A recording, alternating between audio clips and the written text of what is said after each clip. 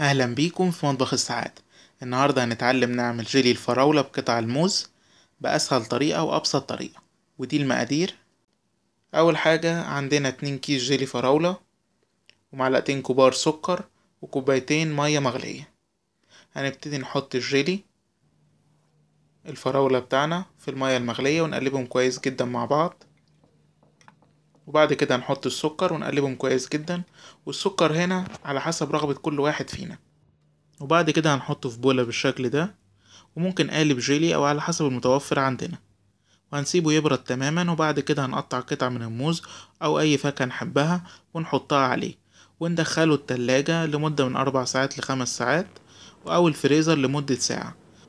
ولما نحب نقلبه بالشكل ده هنحطه في مية دافية لمدة دقيقة دقيقتين البولة نفسها من تحت، وبعد كده نقدر نقلبه او نطلعه برا التلاجة لمدة ربع ساعة 10 دقايق ونقلبه بالشكل ده.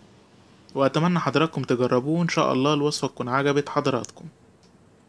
بتمنى الفيديو يكون عجب حضراتكم، ولو عجبكم ما تنسوش لايك على الفيديو واشتراك في القناة، وممكن تتابعونا على مواقع التواصل موجودة أمام حضراتكم.